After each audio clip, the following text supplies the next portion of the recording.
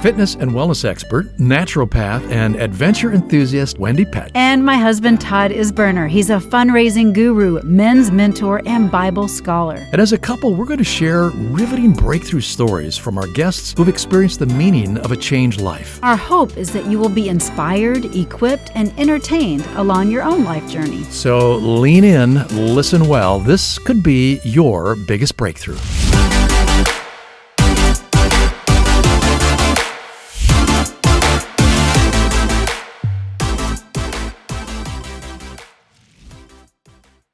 Hey there, and welcome to Your Biggest Breakthrough. I'm your host, Wendie Pett. Sorry. I'm Todd Isberner. If you could see this right now, if you're not listening and goodness. you're watching on YouTube, Yeah. then you might giggle because, Why? Why is that? well, because the microphones are in front of our face. You look like you have a huge bulbous nose. Well, thank you. Thank you very much. You do too. So we are going to talk all about failures today and how we have busted through and we have broke through our failures. And evidently one failure has been that the microphone has been in front of our face. Well, no, we've and asked the for listeners feedback. have not appreciated that. Yeah. Okay, but how about this? We've asked for feedback, and the feedback has been, why do you have those microphones in front of your face? Anyway, we're going to put them down to where they're supposed to be. Probably Oh, sounds that's so a much bit better. Oh, yeah. Okay, that's better. Look, Look, we're I being have corny. a mustache and beard. I didn't know that. The It's a microphone goatee. is- It's a goatee. What did I say? Beard. I said a mustache and beard. You know, I Yeah. could grow the rest of it out here. No, please don't. Please don't. All Okay. right. So should we get into the meat of the subject for today? Let's do. We're talking about failure. Have you ever failed at anything? You have. Come on, we all have. Yeah. But are you learning from those failures, or do you keep repeating those failures? And that's what we want to talk about. Well, Wendie, I'm Yeah. convinced you cannot have a breakthrough if you've experienced a failure without any kind of learning lessons or lessons that have been learned. Okay. Right? Yeah. You and I were actually talking about this the other day, and we were talking about how breakthroughs I keep screwing up on this one thing. Yeah, right. Exactly. Why did I keep So what are doing we that? learning? We would need a breakthrough. Yeah. Oh, you know what the other thing was What? that people complained about these earbuds dangling. Oh, that's right. You don't like the the they dangle. don't complain necessarily. They just make an observation like, why do you have those things hanging out of your ears? So, So we I was going to can- just use one. I want to use two. People don't really watch these things too often anyhow. Well, look, there's the phone. You didn't silence your I phone. did not. Okay. Hey, what are Sorry you going to about learn that. on this situation? How to be better prepared. Yeah, there you go. So we were talking about how failures are absolutely going to occur in all of our lives often. Mhm. And the question is, are we going to let those prevent us from experiencing a breakthrough in something that could happen if we would just learn something valuable from the failures? From the failures, It's exactly. going to turn them like inside out. Right. So, for instance, we were talking. Okay, what's one failure you've had that you learned from? And Yeah. and I had one where, actually, I've had a few, but one that comes to mind is I had a speaking engagement, and I wasn't quite as prepared as I would like to be, and it really showed up in my presentation, and I even had hecklers in the audience. It was What? awful. Seriously? No, it was terrible. What? So what would a heckler do? Well, to- they were just like I mean, talking in the middle of my conversation. So they and weren't like laughing. booing you. No, or but saying, they come were on, just. get to the point, Blondie. Well, that's probably what they were saying to Yeah, their neighbor they were sitting next to. But yeah, I wasn't as prepared, and I didn't feel as confident. Well, first, let me ask you this: why weren't you as prepared? Like, do you have that's any a sort great of- question. I think it was procrastination. Yeah. So We've not. talked on that one before. So really, you weren't making excuses for yourself. You just decided, look, I got this one. I can go in. It'll be fine. Yeah, I can just wing Yeah. it. I'm good at, Yeah. under pressure. Well, ordinarily you are. But in this particular case, I was not. And what was the audience like? I'm just curious. Well, there was There were There smart was people, 400 or not so smart people. 400 or 500 smart people in the Okay. room. Yeah. So And you can't fool them. No, I wasn't No. trying to fool anybody. I really thought I had it, but there was a lesson learned, and I did learn from that. I broke through and thought, okay, I never want to be in that situation again because it was embarrassing. Yeah. And I really thought I knew my my material and I didn't. So that was a situation, and that was several years ago, but so I learned from it. so what were the key lesson that you learned was? Well, to prepare prepared. and to have a plan of attack. And so now whenever I speak, I have an action plan of when I start, my presentation notes and what I'm, writing on, and then I'll even write it out and then study it and review it and then rehearse it. So that makes a big difference. A whole different deal. Well, I'm just thinking too about your audience. Well, right. And I'm assuming you were paid to speak. Yeah. Okay. So okay, don't make me feel worse. No, I'm just saying. So, so it'd be really key to keep in mind what the end result is. And the end result isn't that you feel good about being prepared. The end result is that I give something to my audience that they could really and value. that they deserve. Yeah, Exactly. that's good. Exactly. Very good. Yeah. Well, what about other you? failures? Oh, me? Oh, you want to keep talking about my let's failures? see here. I really having a hard time thinking about this. Why? Not really. I've got Because you don't like to admit your failures. So true. So true. I have one. I'm going to call this a failure because of the outcome. And so this is a few years ago, and I'm a pretty trusting person, basically naive. I say naive. To a fault. Yeah. And we had an opportunity to invest. You and I kind of learned together in this, but really I'll take more of the responsibility because I led the charge in this. So we met somebody who really liked this person and his wife, really wanted to get involved in what they were getting involved in, which was real estate. But this was a real estate project that that had all sorts of good things attached to it because it was going to help people who were just being humanitarian needs. Yeah, exactly. Exactly. It was going to be really, really good. So thought this sounds great.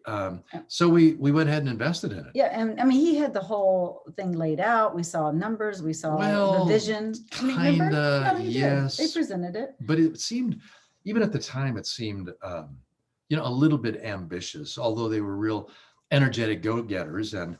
But in terms of doing due diligence, I'm not so sure it was there. Hang on a second. There we go. So we went ahead and somewhat naively invested, thinking, well, a couple great things. The returns are going to be incredible, and these people are going to be helped is awesome. And this guy and his wife are great. We really want to partner with them. So off we went, and it just became one nightmare, wretched nightmare after another. Yeah. Wasn't getting the returns. And make a long, painful story short, we lost money on that.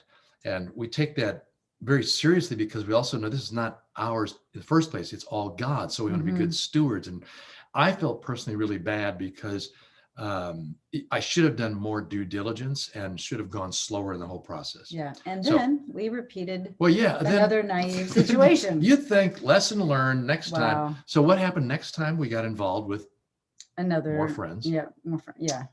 In a business venture that they needed a partner in. We thought, man, this thing is great. People are going to enjoy the outcome of this investment. And these are two solid people. They know how to take care of us and they'll know how to take care of their customers. So we're good. Yeah, write the check. Here you go. Nope, not good. Not good. Again, so another one. Those were tough lessons, very tough and expensive lessons.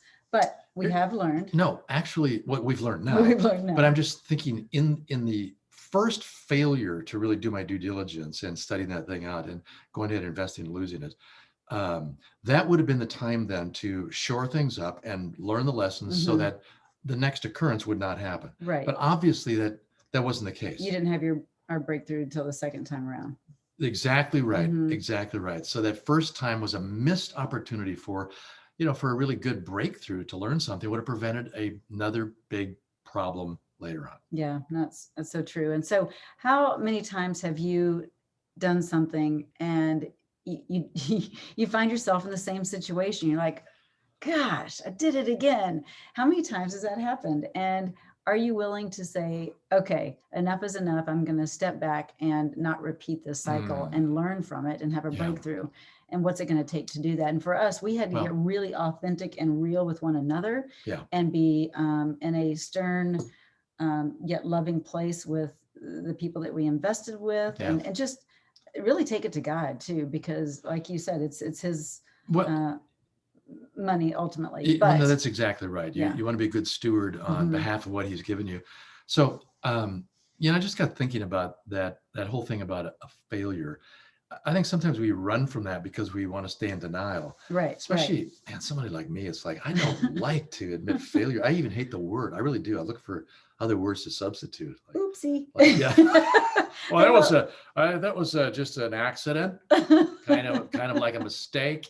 No, it's a failure that you're responsible for, and you Right. got to own up to it. Right. But I don't like the word, and I don't like. So the first thing is you have to just be real with yourself. You got to be Mhm. upfront, perfectly honest, and say it's a failure. Yep. Now, what can you learn from this? And That's how the can we main change thing. it not to Yeah. get in that pattern of doing that same Yeah. thing over and over again? So Yeah. that was one. Yeah. Yeah. Good. All right. So tell me about a failure that you've had where immediately afterwards you learned something that allowed you to break through to something else.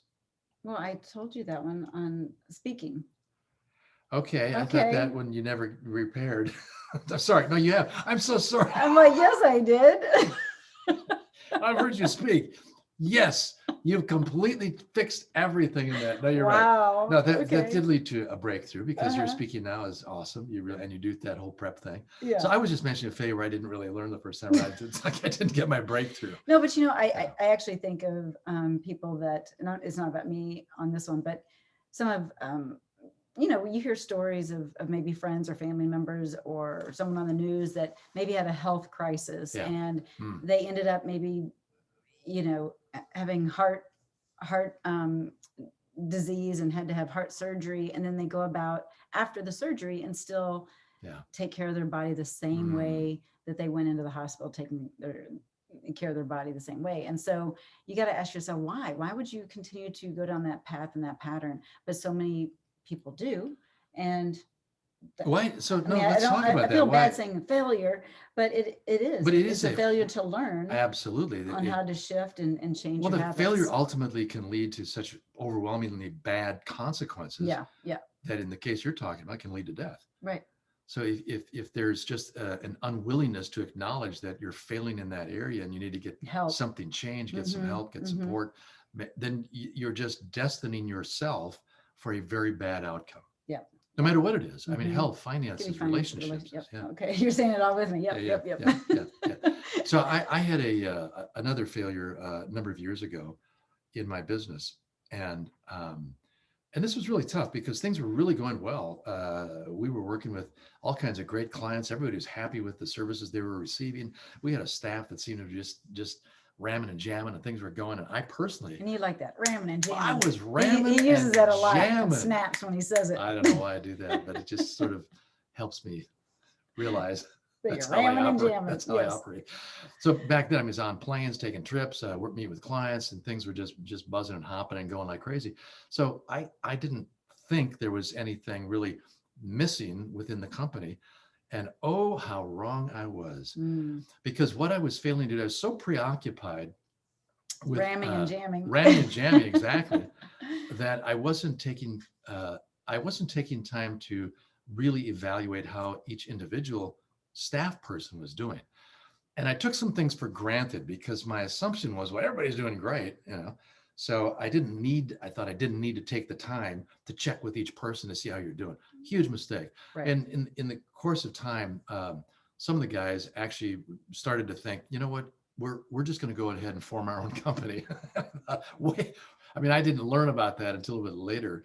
When it was almost too late, but thankfully it wasn't, because we were able to get together and talk it through. And it's just like my eyes went wide open, seeing things that I just did not see before. Right. Because of the ramming, jamming preoccupation, putting the blinders on and making assumptions. Right. And how many times do we do that in our lives, right? Yeah. So the outcome on this one was so much better though, because it allowed me to be confronted with an issue that I didn't even know I had, and then start to deal with it. So I had to immediately decide, so what am I going to do about this? And it caused me to, first of all, offer apologies, to say the least, and then to begin to make things up to the staff that, we're uncomfortable. We're not doing so well.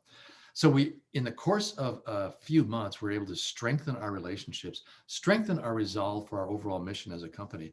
And I'm telling you, that team came together. And from that point going forward, I was always checking in with folks to make sure, how are you doing? Just calling to see if everything's good. And we, things really went well. So it was actually a breakthrough in our company. It took us to the next level. And I was extremely grateful for that. So no, that's really cool.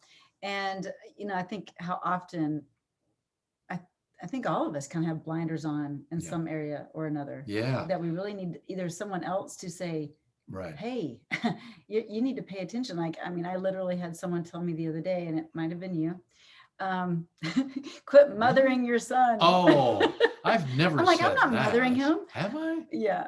And yet, you know what? I really was in the comments I was making. I mean, gosh, he's going to be 21 and here I am like, don't forget to wear sunscreen. Okay. But that's just a mom thing. Like, Sure. That's true. But your point is that sometimes we need others to help us point out what we don't notice because we're too close to it. And, you keep those blinders on to those blind spots going long enough, and it will ultimately lead to a failure in that particular thing that you've got the blind spot in, right? Yeah. Versus being willing to stay open to finding out where am I not really performing up to, where I can be. Right. Am I saying that right? Yeah. Like I don't mean to get into where can you be on the next level of your business or your health, your well-being. Where can you get better? We can all get better. Well, that's so true. As soon as we start thinking that, you got it nailed. And I'm ramming and jamming and I'm perfect the way I am. Yeah, I think that's why the Bible says that pride goes before a fall. It's kind of like timber. Big ego and pride gets in the way. You don't want anybody to confront you. You don't think you have any blind spots, and boom, down you go. Yeah, it's the whole log in your eye when you're wait, how's that go? Well, Jesus said in regards to judging others that you need to remove that monster log out of your own eye before you start addressing the other person who's just got a little splinter in their eye. There you go. What does that have to do with because if you're I lost track. Because if you're judging someone else and you're picking on them, and yet you haven't even figured out your own, being aware and alert to your own log in your eye. Yeah. With a big microphone in front of your face. Yeah, right. Wow. Hey, we have had some incredible listeners reach out and share not only just some reviews, but we have had just a beautiful response and how you guys showed up. And we want to say thank you for voting for your biggest breakthrough for the award for the Spark Media. Did we win?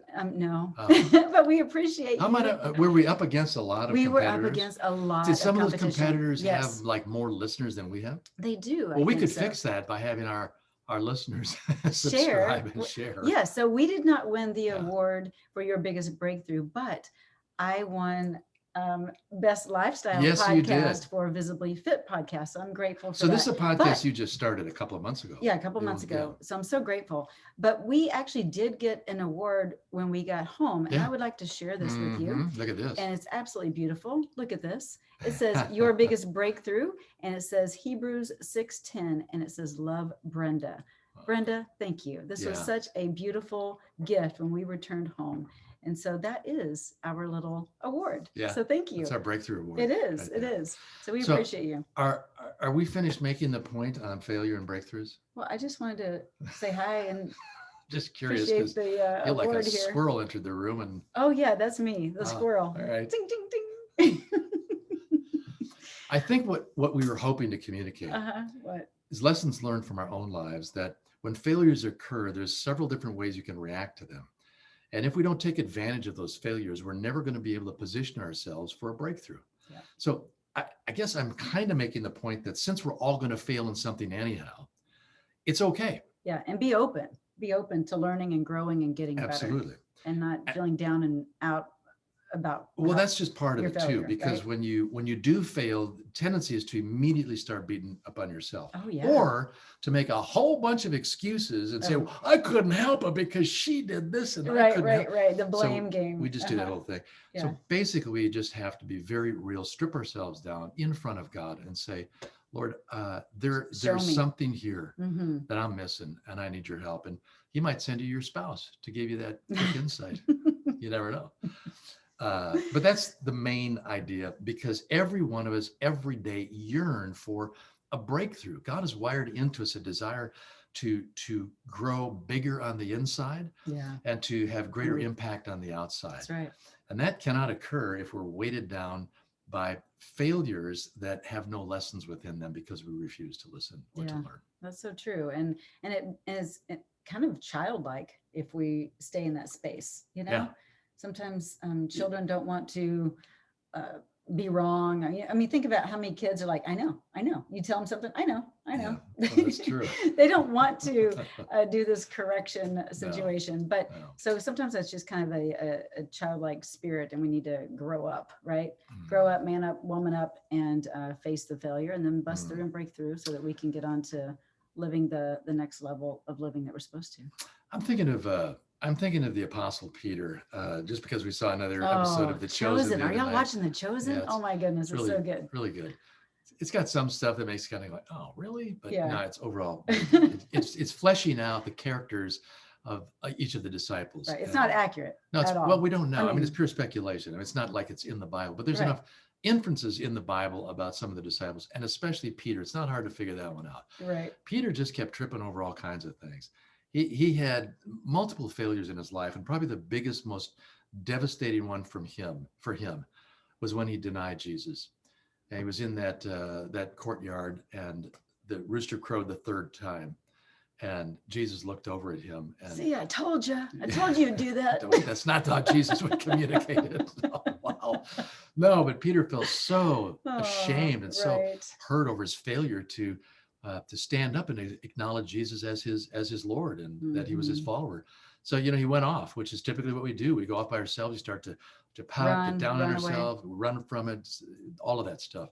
But look at the breakthrough that happened in Peter's life. So true. God chose him as the leader of the early church. Yeah. He trusted Peter to learn the lessons that he needed to learn throughout his life. So our encouragement to each other and to you is not a problem if you fail, a problem if you don't learn from it, but a breakthrough's on the other side, to the degree that we're willing to own it and go after it. So that's our encouragement for you today. Yeah. So go after it and break through those over and beyond those failures, because those failures are, it's not a big deal. You can learn from them. Anyway, we appreciate you. And what about, do we want to talk a little bit about? Are we wrapping it up? What are we doing? I want to talk a little bit about your podcast that you've started, because some of our listeners probably want to head on over and take a listen to what you've got to talk about. And you're Visibly Fit. Why are you laughing? because probably some guys that'll run over there too, because they're like, what are these women talking about? Because primarily you're aiming at women, but it's health and wellness, and I have men on there as well that I've interviewed, and it's mind, body, spirit. So come on over. It's Visibly Fit with Wendie Pitt. Visibly Fit with Wendie Pitt. You can just do a search for podcast, find it on your favorite platform, and you YouTube it as well, don't you? So we can watch a couple of them. We can watch her. You actually just watch her. Don't. See where the mic is. I listened to your one about vitamin D. Oh yeah. While I was working out the other day, and you really did an awesome job. I was really proud of you. Yeah, you're just like. Did I don't you know if you had something? a bunch of notes and did a bunch of research. I did. Yeah, I learned about sunflowers. Oh yeah, sunflowers. Because you gave a great analogy with sunflowers and vitamin D. So that was very interesting. But I'm anxious also to hear some of the guests that you're lining up, because you've got some great guests. You do. Yeah. I'm a little jealous because I wish they were on our biggest breakthrough podcast. Well, we had one actually. Lisa Jimenez was on your biggest breakthrough, and she came on the podcast as well. So, by the way, I'm starting a podcast as well. Oh, are you? That's right. I didn't know that. Yes, you did. No, you were like, I don't know. No, I am going to start one. See, okay. I need to, because this is going to be for men only. I know a whole bunch of women are going to listen in on that one, but it's simply going to be what every man needs to do. See, I wrote a book called What Every Man Needs to Know. This is going to be very practical, hands-on. This is what every man needs to do in regards to your faith and your family relationships and your fitness and your finances. I'm really excited. Really good. Yeah, I'm excited for you. Okay, thank you. That's awesome. Okay, well, what else can we talk about? I don't know. What's going on in politics? No, we don't want to talk about that. What's going on? And no, we're going to leave all that to you to figure out. And we haven't even watched the news in forever. It's been nice. Well, when I'll once in a while on the truck, I'll tune it in on satellite radio. And as soon as I do, I go like, this is so pointless. And where is the actual news? Right. So I go over to BBC. There you go. World News. But this is not where you get the news. We digress. Squirrel again. Anyway, we just appreciate you, and we want to encourage you today to bust through those failures Yes. and realize that it's not necessarily a failure that has to stick. It's one that can just be overridden and overcome. Your precursor Yeah, to your breakthrough. It is a precursor to your breakthrough. All right, make it a great day.